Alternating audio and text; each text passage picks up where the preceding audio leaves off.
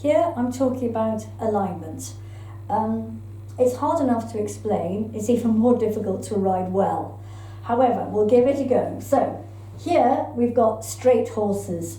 So, this is how you'd see them normally with the hind legs following the front legs. Very often it's just done as 4 static feet. I've done it in diagonal pairs, as if it's trotting.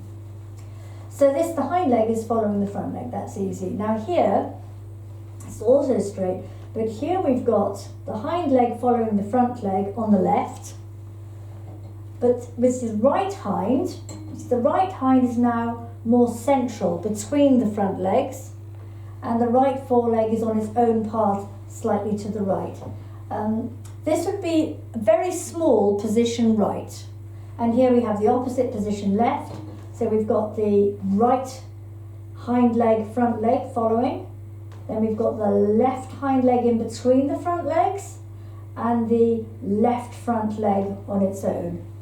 Could almost say it's a tiny, tiny shoulder fall. However, these horses are straight. They're just going on a straight line. Now, most horses have a preference. So they'll either prefer to have the weight on the right hind and try and put the right hind more central to their body, or they'll try and put most of the weight on the left hind and have the left hind more central in the middle of their body, between the front legs. Some people call this a tricycle effect, otherwise it's a preference, a right-handed horse or a left-handed horse, or it's the preferred leg or the less preferred leg. This all means sort of the same really. It's just a case of how a horse would naturally be, very much like us being right-handed or left-handed. So when we come to here, these are crooked horses. So we've got the same preferred hind leg, or same bend or crookedness or whatever you want to call it. But in this case, we look, the preferred hind leg is the right, so it's between the front legs. However, the left hind is now travelling on its own path to the inside of the left front leg. Hence, it's a crooked horse. This horse will also be falling slightly out through the right shoulder. You can't really see that here, but it'll be going out through the right shoulder. So it'll be a horse that prefers to bend to the left, prefers to have its quarters into the left, prefers to fall out through the right shoulder. This right hind was the one he preferred to put his weight on. And here we have the opposite. So we have the right hind leg is on its own little path, not doing very much. There's the right fore. We've got the left hind in the middle of his body, in between the front legs, and the left fore sort of on its own pathway. So this horse preferred to bend right, prefer to have his shoulders to the left, prefer to have his quarters to the right. So it's like an exaggeration of these positions where the horse is actually going crooked. As soon as those hind legs start to go outside of the path of the front legs, that horse is crooked.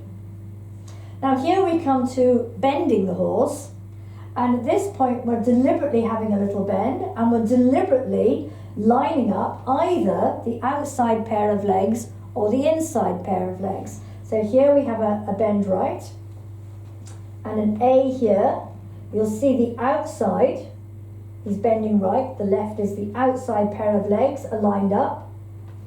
The inside hind is on its own track in between the front legs, and the inside fore is on its own track.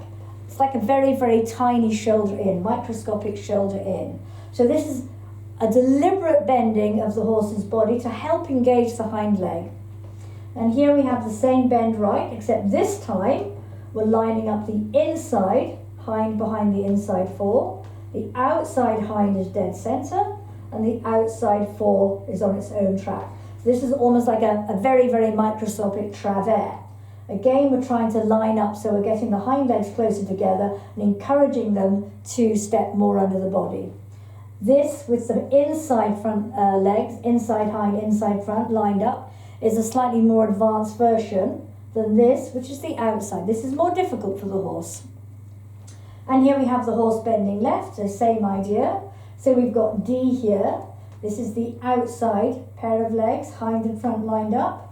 The inside hind is on its own path, and the inside fore is also on its own path. The inside hind stepping between the front legs, And so this would be again a very, very tiny shoulder fore to the left. And then here you've got the same bend, bending left, but you've got in this case the outside front leg is on its own path. The outside hind leg is between the front legs.